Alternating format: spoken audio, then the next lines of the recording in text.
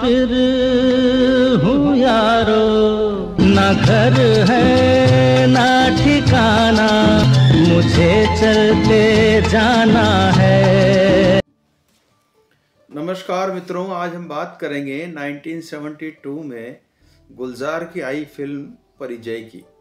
गुलजार ने अपने पराये से शुरू करके ढेर सारी फिल्में बनाई हैं जो सेंसेबल थी, जिनका कोई मतलब होता था, जिनमें कहानी होती थी, जिनमें भावना प्रधान होती थी। और चूंकि गुलजार खुद शायर हैं, कवि हैं, तो उनके हर सीन में, हर फ्रेम में कहीं न कहीं कविता झलकती थी। जी हाँ, परिचय भी कुछ इसी तरह की मूवी थी। यदि आपने उसको नहीं देखी है तो YouTube पर पड़ी हुई है, ज़रूर देखिए। और आज के इस पॉडकास्ट में मैं बताऊंगा कि परिचय की कहानी में क्या है, किस तरह के किरदार चुने थे गुलजार ने, और गुलजार इस फिल्म के माध्यम से क्या कहना चाहते थे और क्या कहने में सफल हुए थे गुलजार इस फिल्म में। यह फिल्म चूँकि बहुत ही लो कॉस्ट फिल्म हुआ करती थी। गुलजार अपनी जो रचनाधर्मिता से समझौता नहीं करते थे, और इस कारण से कुछ एक प्रोड्यूसर उनके साथ सदैव बने रहे जिनको इनमें रुचि थी।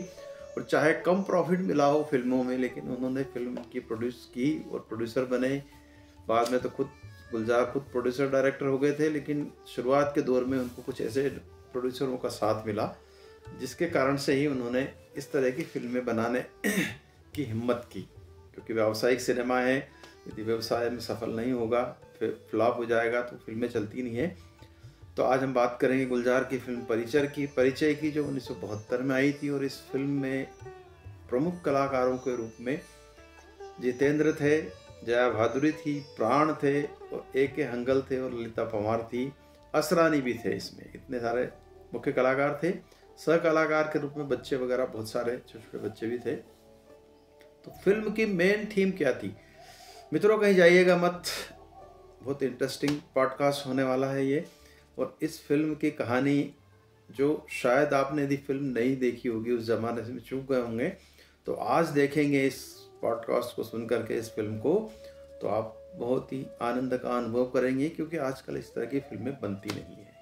आजकल जो मारधाड़, मिर्ज़ापुर 1, मिर्ज़ापुर 2 और महारानी 1, महारानी 4 तक लोग जा रहे हैं। वेब सीरीज़ का ज़माना है, तो इस तरह की अच्छी फिल्में बनाने की हिम्मत कोई नहीं कर रहा है।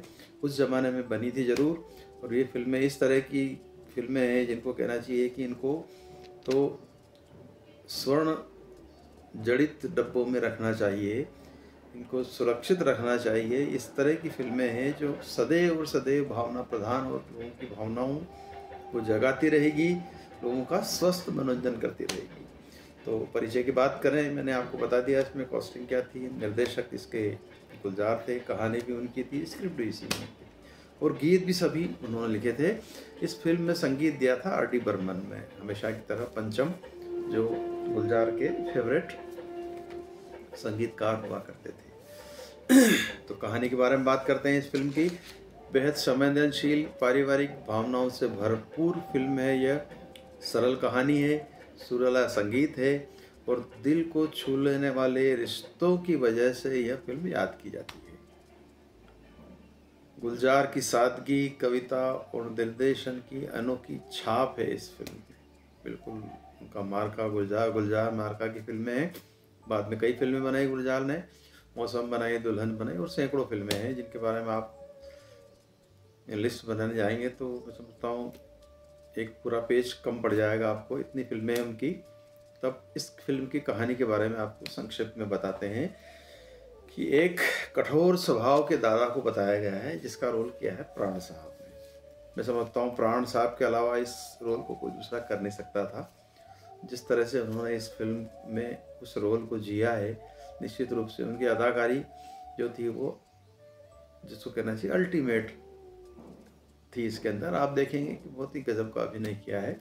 और ये प्राण के इर्द गिर्द घूमती है। एक जमींदार हैं कठोर स्वभाव के, और एक उनका बेटा होता है परेश नाम का, जो जमींदार का बेटा है।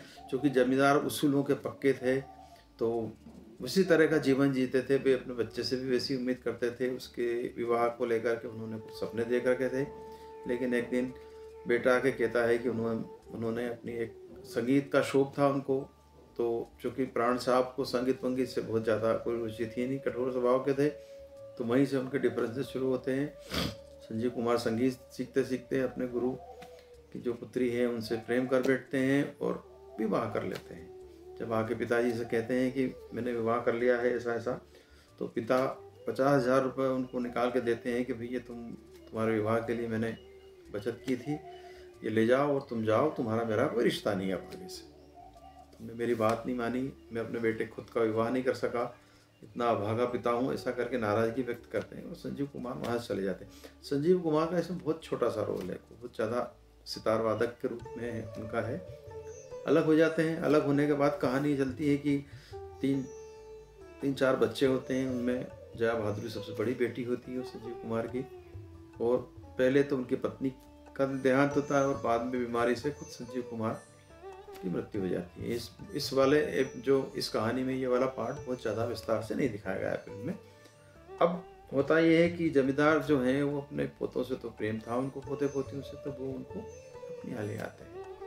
अब चूँकि जया बहादुरी और बच्चों के मन में अपने दादा के प्रति बहुत ज़्यादा स्नेह नहीं रहता है, चूँकि उनके पिता और उनके जो कष्ट उठाए थे, उन्होंने गरीबी देखी थी। दादा बहुत जमींदार और लैंडलॉर्ड थे। यहाँ आकर के उनको उनका परिवेश उस तरीके से होने लगती है, ट्यूटर रख दिया जाता है, लेकिन वो उनकी पढ़ने में कोई रुचि नहीं है। वो बच्चे दादा को तंग करते हैं, पढ़ते लिखते नहीं है, कुछ ना कुछ शरारत करते रहते हैं। अब यहीं से जितेंद्र जो रवि का रोल किया है एंट्री होती है।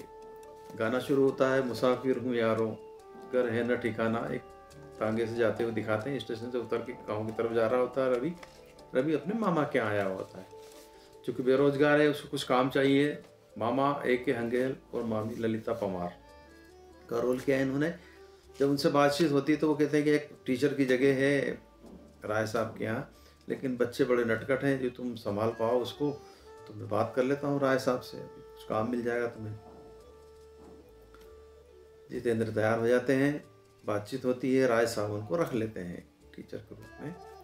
2-4 दिन होते हैं, वही नटखटपना दिखाया जाता है बच्चों का, कुर्सी हटा लेते हैं, पीछे से भूत का नाटक करते हैं बच्चे। जिस शरारत, इतनी ज़्यादा शरारतें दिखाई गई है इसमें। कैसे भी करके जितेंद्र जो है उनको मैनेज करने की कोशिश करता है और मैनेज कर लेता है धीरे धीरे। चूँकि बच्चे, कठोर अनुशासन था दादा का, घर से बाहर नहीं जाने देते थे, इतनी मस्ती करते थे कि बिल्कुल बंगले के अंदर कैद कर लिया गया था उनको। कठोर इतने थे दादा कि उनसे कभी प्रेम छलकता नहीं था, हमेशा उनको डांट फटकार हिदायत देना और ये वो, तो उनके बीच में कहीं प्रेम का कोई पुल नहीं बनता है बच्चों और दादा के बीच में। प्राण को उम्मीद रहती है कि ये जो जितेंद्र है, रवि है नाम का जो शिक्षक आया है, इन बच्चों को पढ़ा लिखा लेगा और उनको पटरी पे ले आएगा। एक नौकर होता है असरानी, उसी घर में एक उनका दीवान होता है, उसका रोल किसी और ने किया है। तो असरानी भी उनको समझाता रहता है रवि को कि भाई ये बच्चे बहुत शरारती हैं, इस कमरे में मत जाना, उधर मत जाना। एक दिन रवि संजीव कुमार का कमरा जो होता है उसकी सफाई करके जब असरानी बाहर आ रहा होता है तो जितेंद्र वहाँ चला जाता है। सितार दिखता है, फोटो लगे होते हैं रवि या संजीव कुमार के, उनकी पत्नी वगैरह के, उसमें उस कमरे में कोई जाता नहीं है, बच्चे भी नहीं आते हैं। वो सितार बजाना शुरू कर देता है, बच्चे सारे इकट्ठे हो जाते हैं और यहीं से एक इम्प्रेशन बनता है जितेंद्र का बच्चों में, और एक प्रेम का जो आपस में संपर्क या तार जुड़ते हैं। धीरे धीरे करके बच्चे उस शिक्षक से हिल जाते हैं और वो उसका कहना मानने लग जाते हैं। वो उनको घुमाने ले जाता है, बाहर फिराने ले जाता है। और इसी बीच राय साहब को किसी काम से शहर जाना होता है, बाहर चले जाते हैं और रवि की क्लासेस चलती रहती है बच्चों के बीच में। और इसी दौरान जितेंद्र और जया बहादुरी का जो रोल है, उनके बीच में एक मासूम सा प्रेम पनपता है। रमा नाम होता है जया बहादुरी का, उसमें उस मासूम सा प्रेम पनपता है जो अभिव्यक्त नहीं होता है, लेकिन बहुत ही सुंदर कविता के रूप में, या जिसको कहना चाहिए बहुत ही बारीकी से और नाजुकी से इस प्रेम संबंध को बुना है फिल्म में, गुलजार में। नटखट बच्चे सीधे हो जाते हैं। राय साहब जब बाहर गए होते हैं तो इसी बीच क्या होता है कि रवि को एक तार आता है कि तुम्हारी मुंबई में अच्छी नौकरी लग गई है, तुम्हें तुरंत ही आके ज्वाइन करना है। अपने मामा से बताता है समस्या हो, तो मामा भी कहते हैं कि भाई जाना तो पड़ेगा, हाथ से मौका नहीं जाने दे सकते। तो वो राय साहब के आने के पहले ही रवि वहाँ से विदा हो जाता है। तो विदाई के भावुक क्षण, बच्चों के प्रेम और रमा और दोनों के बीच के जो अंतर संबंध थे वो, और विदाई के सीन इतने अच्छे शूट किए हैं उन्होंने, गुलजार ने इसमें, कि देखते ही बनते हैं। जया भादुरी का रोल भी बहुत सुंदर है, बहुत ही सीधी सादी महिला के रूप में उन्होंने लड़की के रूप में काम किया है, और तब उम्र भी यही रही होगी उनकी, और बहुत सुंदरता के साथ ये रिश्ते आगे बढ़ते हैं। अब होता क्या है कि रवि जब मुंबई चला जाता है तो फिर उसको रमा की याद आती है। रमा भी यहाँ से चिट्ठियाँ लिखती है उसको। इसमें विनोद खन्ना मित्र हैं इसके, जितेंद्र के, इन दोनों का एक दो शॉर्ट छोटे छोटे हैं उसके अंदर। विनोद खन्ना का बड़ा रोल नहीं है। तो विनोद खन्ना प्रेरित करता है कि भाई जब रमा तुमको चिट्ठी लिख रही है, हर चीज़ का तुमको इंटरेस्ट है, और वो तुमसे कहीं प्रेम करती है, और वो राय साहब से हिम्मत नहीं जुटा पाएगी कहने की कि वो तुमसे प्रेम करती है, तो तुम्हें एक बार वहाँ जाके राय साहब से बात करना चाहिए। ये विनोद खन्ना जितेंद्र को सलाह देता है, और जितेंद्र विनोद खन्ना की सलाह पर, अपने दोस्त की सलाह पर वापस उसी गांव में पहुंचता है अपने मामा के पास, और मामा के पास से वो राय साहब के पास जाता है। अब राय साहब से मिलने जाता है जब जितेंद्र, तो राय साहब देखते ही भड़क जाते हैं उसके ऊपर। यहाँ बहुत ही सुंदर और बहुत ही अच्छा भाव दृश्य है जो गुलजार ने इसमें क्रिएट किया है। राय साहब उससे कहते हैं नाराज होकर कि अब क्यों आए हो, किससे मिलने आए हो? रमा से, बच्चों से? हमारी परवाह होती तो बिना बताए चले जाते क्या तुम? नाराजगी व्यक्त करते हैं। वो बिल्कुल अक्खड़ता के साथ करते हैं राय साहब। राय साहब ही थी उनकी। फिर धीरे धर्म पढ़ते हैं कि तुम तो चले गए, बच्चों को तो सुधार दिया, हमें कौन सुधारेगा? तो खुद का कहते हैं प्राण कि दादा को कौन सुधारेगा? राय साहब कहते हैं कि मैं बहुत खुश हूँ, तुम्हारा शुक्रगुजार हूँ, तुमने हमें अपने बच्चों से मिलवा दिया। देखिए इस फिल्म का सार क्या है कि दादा इतने अनुशासन प्रिय और अपने घमंड और अपने जिसको ओरा के शिखर पर बैठे थे कि अपने बच्चों से ही वे अपना रिश्ता नहीं जोड़ पाए थे। और इसके जाने के बाद, जितेंद्र के जाने के बाद, उन्होंने धीरे धीरे उनके संबंध बने, बच्चे उनके गले मिलने लगे, उनकी मूछें खींचने लगे, उनके साथ सोने उठने बैठने लगे, खाने लगे। ये सब परिवर्तन देख के राय साहब बहुत प्रसन्न हुए और उनसे कहते हैं कि रवि तुमने हमें अपने बच्चों से मिलवा दिया, नहीं तो बच्चे यही सोचते रह जाते हैं कि उनका दादा कितना जालिम है। ये डायलॉग है उसके अंदर। मुट्ठी बंद करने से खुशी कैद नहीं होती। राय साहब कहते हैं मैं अपने दोस्त के बेटे से रमा की शादी की बात चला रहा हूँ, और अपने बेटे की शादी तो अपनी मर्जी से नहीं कर सका, लेकिन इस पोती की शादी अपनी मर्जी से करना चाहता हूँ। जब ये राय साहब जितेंद्र को कहते हैं तो जितेंद्र को शौक लगता है।